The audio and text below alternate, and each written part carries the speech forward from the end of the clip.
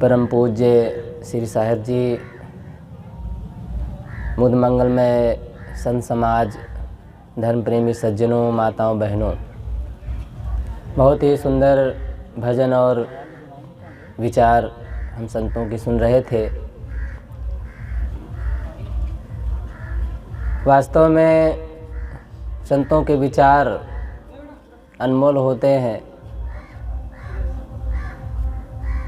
और जीवन के लिए बहुत ही अमृत होते हैं।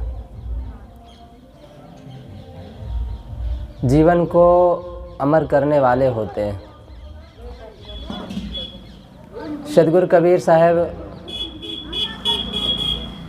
एक साखी है, 5 तत्व का पूतरा मानुष धरिया नाव, एक कला के बिछुरे बिकल होत सब ठाव। 5 तत्व का शरीर तो सबको मिला है, मिट्टी, पानी, आग, हवा और आकाश।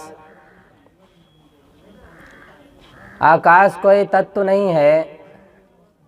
तत्व उसे इसलिए माना जाता है क्योंकि चारों उसी में रहते हैं। खाली जगह को आकाश कहा जाता है। खाली जगह ना हो तो कोई क्रिया नहीं होगी, कोई काम नहीं होगा, इसलिए उसको भी उसमें जोड़ा जाता है। 5 तत्व का शरीर सबको मिला है।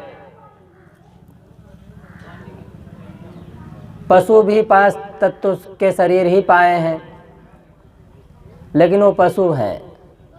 वे अपने कर्मों का जो भोग उन्हें मिला है, जो नियम में बंधे हैं, उससे आगे नहीं बढ़ सकते हैं। पहले हजारों वर्ष पूर्व जो गाय बोलती थी, बंदर जैसे बोलते थे वैसे ही बोलते हैं।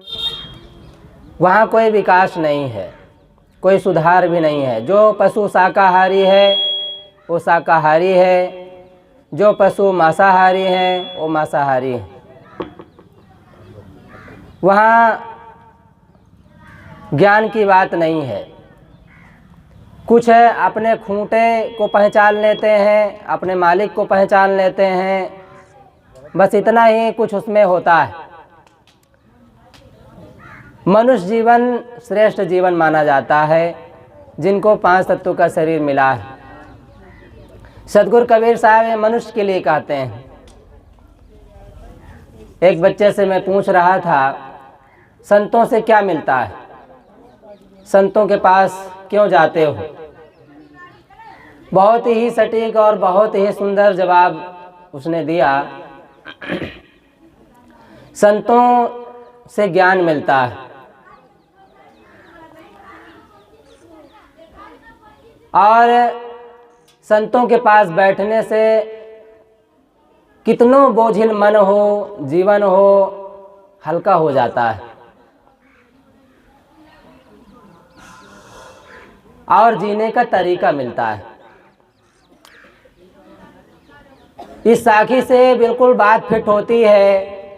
सद्गुरु कहते हैं, 5 तत्व का पूतरा मानुष धरिया नाव, एक कला के बिछुरे बिकल होत सब ठाव। एक कला, जीवन जीने का तरीका, जीवन जीने की कला न होने से आदमी न करने योग काम करता है, न पीने योग पीता है, न खाने योग खाता है, न बोलने योग बोलता है।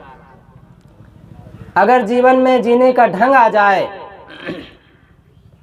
सारी कला हमें है, लेखन कला, गायन कला और भी तमाम तरीके के जो कलाएं हैं, कंप्यूटर बनाना, कंप्यूटर चलाना, मोबाइल बनाना, मोबाइल चलाना। आज छोटे छोटे बच्चे पैदा होते हैं तो मानो मोबाइल लेकर आते हैं। उन्हें दे दो तो ऐसा मोबाइल चलाएंगे कि बूढ़े फेल हो जाते हैं। उनके सामने डीजे बजने लगे तो ऐसा थिरकते हैं कि मानो फेल कर देते हैं लोगों को। सारी कला है, केवल एक ही कला नहीं है, जीने की कला। माता पिता भी इस पर ध्यान नहीं देते हैं। कुछ ध्यान उनका जाता है तो पढ़ाई पर जाता है।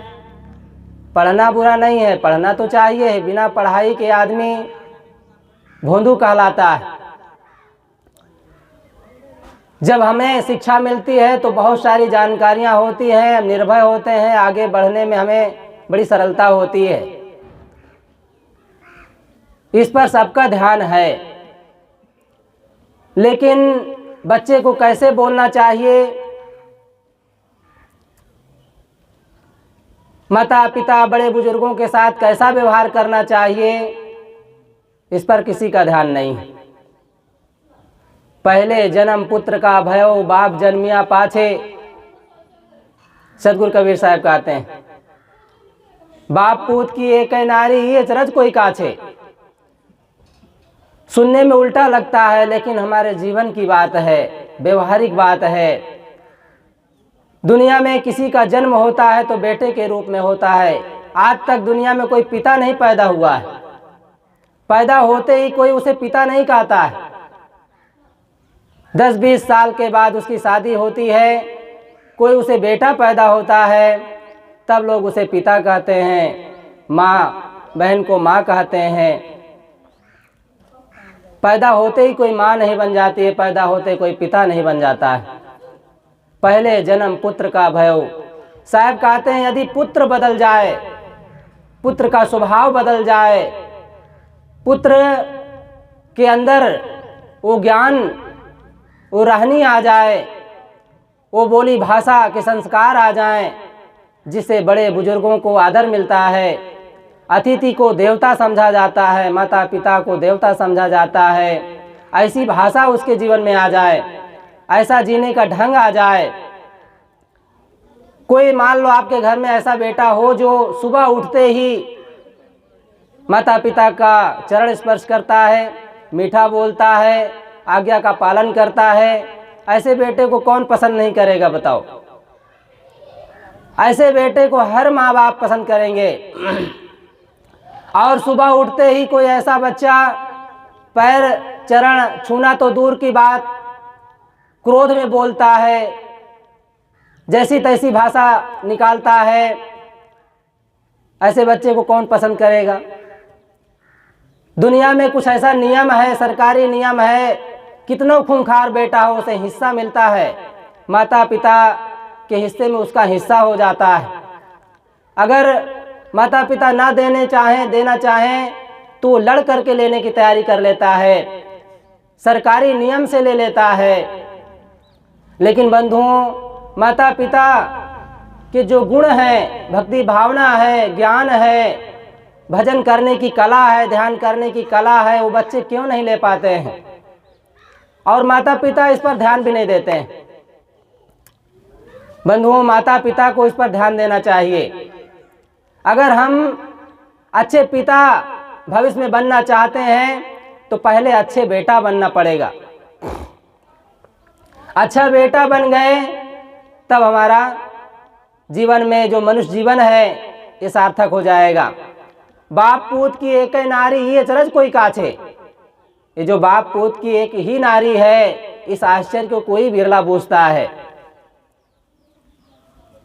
कोई बिरला बूझता है। इसका भाव ये है कि एक नारी जाति से ही बेटा भी पैदा होता है, पिता भी पैदा होता है।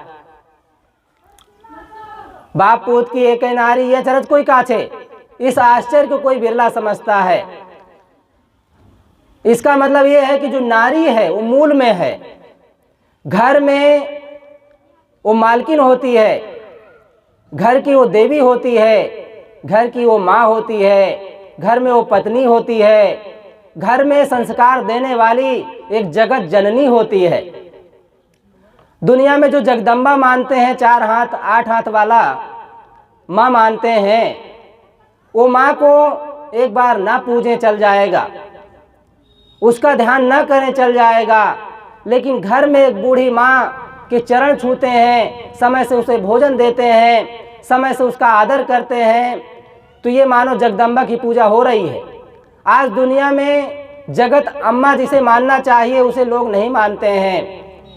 जो एक चूहिया नहीं पैदा कर सकती है उसे सब अम्मा मानने के लिए तैयार है, जगदम्बा मानने के लिए तैयार है। लेकिन घर में जो माई है, पिता हैं, उनके सामने बोलने का ढंग नहीं है। एक पिता पूछता है, बेटा वो कौन था जो तुमसे बातें कर रहा था? आवाज़ नहीं निकलती है। दोबारा पिता पूछता है, बेटा वो कौन था? तो मुख से एक ही आवाज़ निकलती है, क्रोध में भड़बड़ा करके, चिड़चिड़ा करके, कि बूढ़े हो गए हो, अंधे बहरे हो गए हो, चुपचाप बैठे रहो, टेटे क्या करते हो। ये आवाज़ निकलती है। बंधुओं, ये आवाज़ भविष्य में आप पिता बनेंगे तो शायद पसंद नहीं आएगा। आपका बेटा आपके साथ ऐसा बर्ताव करेगा तो आपको अच्छा नहीं लगेगा। इसलिए आज अपने को बदलने की ज़रूरत है। हम दुनिया को बदलने में लगे हैं।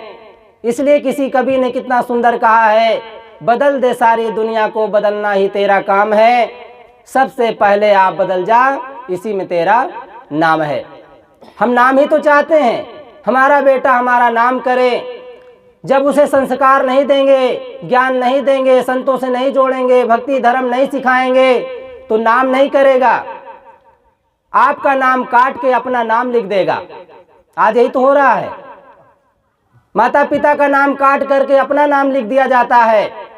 माता पिता गोल हो गए, खत्म हो गए, शून्य हो गए, किसी काम के नहीं, बूढ़े हो गए ना, कोई काम के नहीं है। माताओं को भी आज इतना पर्दे में रखा जाता है कि ना ये संस्कार, ना संतों के पास वो जा पाते हैं, ना सुन पाते हैं, ना उनसे बातें कर पाते हैं। बाहर निकल करके संतों से बात कर लेंगे तो शायद पुरुषों को मन में संदेह पैदा हो जाएगा, खतरा पैदा हो जाएगा। या जो भी परंपराओं को मानना बुरा नहीं है, लेकिन परंपराओं के नाम पर जो अंध परंपरा है उसे छोड़ना चाहिए। पहले के लोग झोपड़ी में रहते थे, आज भवन में रहते हैं। पहले के लोग दीपक जलाते थे, आज बढ़िया बत्ती लाइट जलाते हैं। सब कुछ तो बदल रहा है, फिर हमारे परंपराओं में बदलाव क्यों नहीं आता है? अगर दुनिया में देवी देवता मानना ही है तो 4 देवी देवता हमारे शास्त्र में बताए गए हैं। मातृ देवो भव, पितृ देवो भव, अतिथि देवो भव, आचार्य देवो भव। अंतिम में गुरु देवता माना जाता है। माता देवता है, पिता देवता है, अतिथि देवता है। अतिथि के लिए आज भोजन देना दुर्लभ हो जाता है। 10 बजे रात में कोई मेहमान आ जाए तो शायद ही उसे भोजन मिले। आसन मिल जाता है, ये बड़ी बात है। और माताएं बहुएं ऐसी हैं, आज मोबाइल में इतना व्यस्त हैं कि दूसरे से बात करने की फुर्सत ही नहीं, तो भोजन बना के देने की बात कौन कहे। बंधुओं, सदगुरु कहते हैं जीने की कला, जीने की कला में मूल माताएं मानी जाती हैं। बाप पूत की एक ही नारी, एक ही नारी है इनको सुधारने वाली, एक ही नारी है इनको बदलने वाली। क्योंकि घर में साबुन मांगने पर, पैसा मांगने पर और भी कुछ मांगने पर ये माताएं ही देती हैं। और माताएं ही बच्चों को गाली देती हैं, ऐसे तैसे शब्द बोलती हैं जो बच्चों के माइंड में जाता है। क्रोध में भभक करके, चिड़चिड़ा करके भोजन देती हैं जो बच्चों के अंदर जाता है। इसलिए माताओं को चाहिए विनम्र होकर, सरल होकर, सहनशील बन करके सबकी रक्षा करें और अपने घर को स्वर्ग बनाएं। स्वर्ग आकाश में नहीं है, मंदिर में नहीं है, वो गंगा नहाने से नहीं मिलता है, तीर्थों में जाने से नहीं मिलता है। अपने अंदर प्रेम की भावना, भक्ति की भावना, अपने स्वभाव को बदलने से वो स्वर्ग अपने आप तैयार हो जाता है। स्वर्ग का मतलब ही होता है पूर्ण सुखी होना। क्या हम अपने जीवन में पूर्ण सुखी हैं? गंगा में नहाकर एक तंबाकू नहीं छूटता है, और गाली देने की बात, छूटने की बात तो अलग है। मंदिर में पूजा करने वाला जीवन बीत जाता है, उनसे पूछो तो बड़े गर्व से वो बोलते हैं कि 80 साल हो गए, 70 साल हो गए पूजा करते, महाराज हमारा जीवन बीत गया, भगवान को हम अर्पण कर दिए। लेकिन उनके जीवन में देखा जाता है तो ना गाली देना बंद हुआ है, ना उनके स्वभाव में कोई बदलाव आया है, ना वो तम्बाकू छोड़ पाए हैं, ना बीड़ी छोड़ पाए हैं। ये छोटी सरल सीधी सादी बात, कर्म नहीं सुधार पाए हैं तो और क्या वो बदलेंगे? क्योंकि वो भगवान सिखाता नहीं है। कभी संतों के पास हम गए नहीं हैं, संतों के पास जाएं तो बताएंगे। एक जब पति कमाकर बाहर से आता है, पिता से मिलता है, पिता कहता है बेटा कितना कमाए हो। पत्नी से किससे मिलता है तो पत्नी कहती है मेरे लिए क्या लाए हो। पत्नी को और कुछ नहीं चाहिए, मेरे लिए जो चाहिए कपड़ा लत्ता और सोना चांदी ये पत्नी को चाहिए। तो वे पहले पूछती मेरे लिए क्या लेकर आए हो। एक माँ होती है जो पूछती है बेटा रास्ता सफ़र आपका कैसे रहा, रास्ते में कुछ खाए हो कि नहीं, वो ये पूछती है। इससे भी बड़ी बात है गुरु पूछता है, वो आपके धन के बारे में नहीं पूछेगा, आपके परिवार के बारे में नहीं पूछेगा, आपके जीवन के बारे में भी ज़्यादा नहीं पूछेगा, बस मन के बारे में पूछेगा। आपका मन कैसा है, आपका मन सुखी है कि नहीं, आप कैसा अनुभव कर रहे हैं, दुख का अनुभव कर रहे हैं कि सुख का अनुभव कर रहे हैं, क्या फीलिंग अनुभव कर रहे हैं अपने अंदर। अगर आप सुख का अनुभव कर रहे हैं तो आपका जीने का ढंग सही है, आप सही ढंग से जी रहे हैं जीवन को, अपने जीवन को बदल करके जी रहे हैं, परंपराओं में नहीं बांधे हैं, या लोगों के संगत आपकी अच्छी है, संगत बिगड़ी नहीं है। बंधुओं, संगत से बहुत जीवन में लाभ मिलता है और हानि भी मिलती है। नाम दोनों का होता है, अच्छे का और बुरे का भी। बुरे को लोग गाली देते हैं और अच्छे को लोग सम्मान देते हैं, पैर छूते हैं, चरण छूते हैं, श्रद्धा से अगरबत्ती सुलगाते हैं। नेकी बदी दो रास्ते हैं, गौर से सुन लो, तुम्हें चलना है जिस मार्ग से अपना रास्ता चुन लो, मगर चलने से पहले सोच लो अंजाम क्या होगा, भलाई कर भला होगा, बुराई कर बुरा होगा। जो कर्म हम करते हैं उसका परिणाम हमारे सामने ही आता है। इसलिए किसी ने कहा कर्म तुम्हारा अच्छा है तो किस्मत तुम्हारी दासी है, धर्म तुम्हारा अच्छा है तो घर में मथुरा काशी है। कर्म धर्म दोनों अच्छे तो जीवन बने अविनाशी है, कर्म धर्म दोनों बिगड़े तो गले में अम की फांसी है। फांसी कौन बनाता है, आप देखे होंगे, सुनने होंगे, आपके घर गांव में कभी घटना घटी होगी, जब कोई लड़की लड़का फांसी लगा लेते हैं तो उन्हें कौन फंसाता है, फांसी पर कौन लटकाता है, वो अपने से रस्सी बनाते हैं, उपाय करते हैं, पंखे में लगा करके अपने से लटक जाते हैं। ऐसे ही हमारे गले में जो फांसी बंधी है दुख की, वो कौन बांधा है, हम ही। गलत खा करके, गलत बोल करके, गलत जीवन जी करके और लोगों के साथ गलत व्यवहार करके, माता पिता की सेवा ना करके जो दुख का अनुभव हो रहा है वो हमारे ही कर्मों की देन है। इसलिए कबीर कमाई आपनी निष्फल कभी न जाए, बोया पेड़ बमूल का तुम कहाँ से खाए। जो हम बोते हैं वही हमें मिलता है, अपनी कमाई आपकी, ना माई ना बाप की। जो हम कमाते हैं वो हमें मिलता है। तो जीवन जीने का ढंग हमारे जीवन में आना चाहिए। 5 तत्व का पूतरा मानुष धरिया नाव, एक कला के बिछुरे बिकल हो सब ठाव। दुनिया में हम कहीं भी प्रेम करते हैं, केवल ठोकर खाते हैं। जैसे बॉल देखे ना, लोग खेलते हैं, इस पार से उस पार, उधर धक्के खाता है, इधर धक्के खाता है, जब देखो लोग उसे ठोकते रहते हैं। जिसके पास भी वो जाता है कहीं लात मार खाता है, पैर से लोग मारते हैं, कभी हाथ से मारते हैं, केवल ठोकर ही ठोकर उसे मिलती है। बस जीवन भी तो हमारा ऐसे ही है। मंदिर में जाते हैं तो केवल ठोकर, पूजा करते करते जीवन बीत गया पर दुख नहीं मिटा तो ठोकर ही तो खाए। पत्नी से प्रेम किए ठोकर खाए, दुनिया से प्रेम किए ठोकर खाए। बंधुओं, जहाँ प्रेम करना चाहिए वहाँ तो प्रेम किए ही नहीं। वो प्रेम है, असली प्रेम अपनी आत्मा से।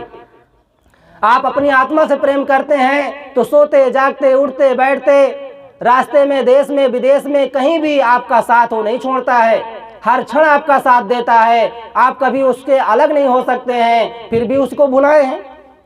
कस्तूरी के जो नाभि में ही, मृग के नाभि में ही कस्तूरी होता है, लेकिन उसे घास फूसों में खोजता है और दुखी रहता है।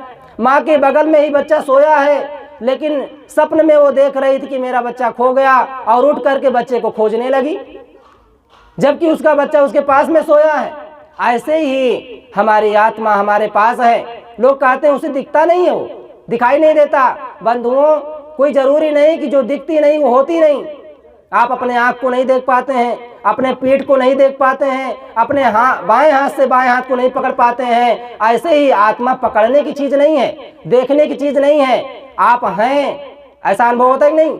आपसे कोई पूछ पड़े आप कौन हैं, आप हैं कि नहीं, तो आप क्या जवाब देंगे? नहीं। अगर नहीं भी कहते हैं तब भी होने का एहसास आप दिला रहे हैं।